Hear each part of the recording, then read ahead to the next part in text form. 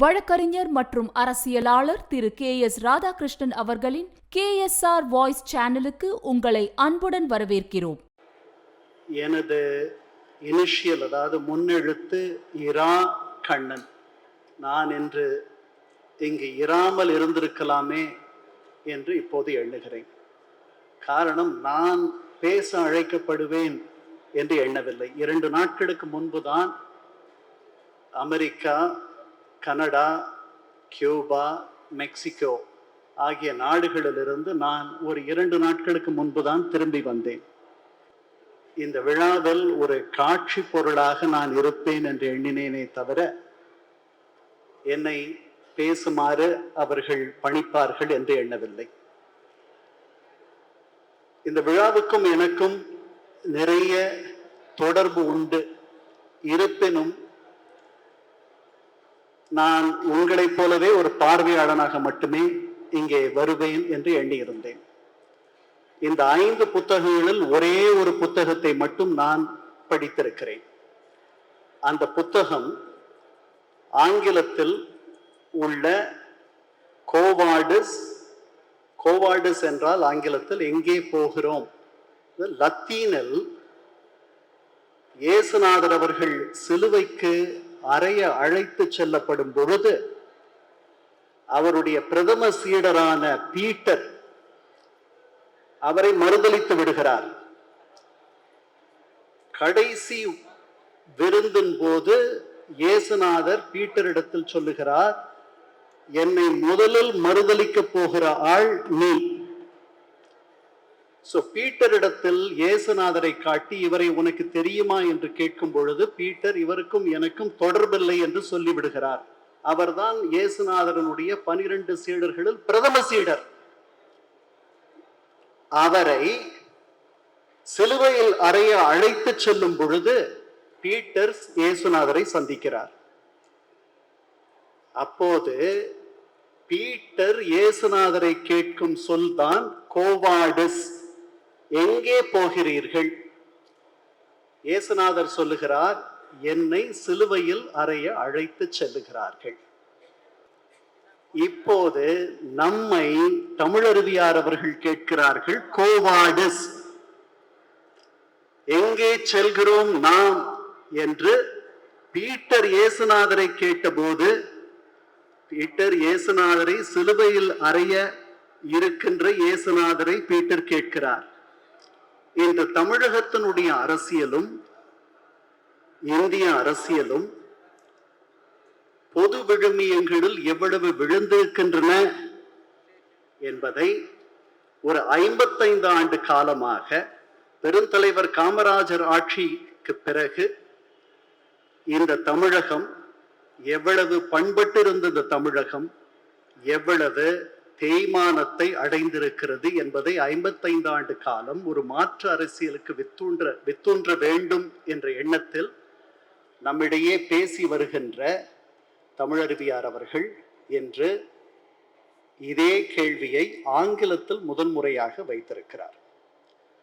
நமக்கு முன்னே பேசிய நண்பர் KSR அவர்கள் சொன்னார்கள், குமரியிலிருந்து திருத்தணி வரை அண்ணனுடைய பேச்சுக்களும் எழுத்துக்களும் பரிச்சயமாயிருந்தன, இனி இந்தியா முழுதும் இது தெரிய வரும். நான் இதே கருத்தை தமிழருவியார் அவர்களிடத்தில் ஒரு முறை சொன்னேன். என்னை ஐக்கிய நாடுகள் சபையில் ஆற்றுப்படுத்திய சசி தரூர் அவர்கள் ஆங்கிலத்தில் பேசி உலகளவில் அறியப்பட்டிருக்கிறார். அவரை போலவே நீங்களும் ஆங்கிலத்தில் பேசக்கூடிய ஒரு நிலைமை மட்டும் இருந்திருக்குமே ஆனால் இன்று தமிழகம் அல்ல, இந்தியா அல்ல, உலகம் முழுதும் கூட தமிழருவி மணியன் என்ற ஒருவரை அறிந்திருக்கும். அதற்கு முதற்படியாக இந்த நூல் ஆங்கிலத்தில் வெளிவந்திருக்கிறது. மணியன் ஐயாவுடைய கட்டுரைகளை ஆங்கிலப்படுத்தி அந்த ஆங்கிலப்படுத்தப்பட்ட கட்டுரைகளை எனக்கு அனுப்பி அந்த கட்டுரைகள் சரியாக வந்திருக்கின்றனவா என்று பார்க்கக்கூடிய ஒரு அரிய வாய்ப்பினை எனக்கு ஐயா வழங்கியிருந்தார்கள். மொழியாக்கம் செய்த சதீஷ் அவர்கள் மிக அழகாக மொழியாக்கம் செய்திருக்கிறார். நண்பர் சகோதரர் KSR அவர்கள் அதை அழகுற எடுத்து சொன்னார்கள். KSR வாங்காத புத்தகங்களே இல்லை. அவருடைய இல்லத்திற்கு நீங்கள் சென்றால் இவரை நம்பித்தான் புத்தக வியாபாரிகள் புத்தகங்களை வெளியிடுகிறார்கள் என்று எண்ணக்கூடிய அளவிற்கு புத்தகங்களை வாங்கி அவருடைய இல்லம் முழுதும் புத்தகங்களாக குவித்து வைத்திருக்கிறார். புத்தக வெளியீடு, புத்தகம் எழுதுவதற்கு ஒரு பெரிய திறமை வேண்டும். மிக அழகாக எழுதக்கூடியவர்கள் அழகாக பேசுபவர்கள் அல்ல. அழகாக பேசக்கூடியவர்கள் அழகாக எழுதக்கூடியவர்கள் அல்ல. மணியன் ஐயா அவர்கள் இவை இரண்டையும் மிக அழகாக செய்யக்கூடியவர்கள். எழுத்தை போலவே எண்ணம், எண்ணத்தை போலவே பேச்சு, பேச்சை போலவே செயல், செயலை போலவே வாழ்க்கை. அந்த வாழ்க்கை தனிமனித வாழ்க்கையாகட்டும் பொது வாழ்க்கையாகட்டும் அதில் எங்களுடைய ஒரு உதாரண புருஷராக 55 ஆண்டு காலமாக காமராஜர் அவர்களுடைய பொற்கால ஆட்சியை தமிழகத்திற்கு மீண்டும் கொண்டு வர வேண்டும் என்ற எண்ணத்தில் ஒரு மாற்று அரசியலுக்கு வழிவகுக்கக்கூடிய ஒரு மைய பொருளாக, மைய செயலியாக அவர் செயலாற்றி வந்திருப்பது உங்கள் அனைவருக்கும் தெரியும்.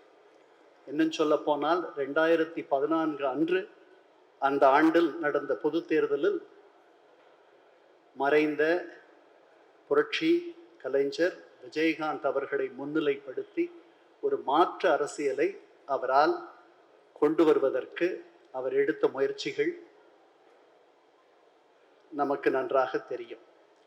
அதே போன்ற ஒரு நிலை இன்னும் இந்த ஆண்டு நடக்கக்கூடிய பாராளுமன்ற தேர்தலுக்கு முன்பு அமைய வேண்டும் என்ற எண்ணம் நிரம்பி இருக்கின்ற, நெஞ்சம் முழுவதும் நிரம்பி இருக்கின்ற பெருமக்கள் இந்த மேடையில் அமர்ந்திருக்கிறார்கள்.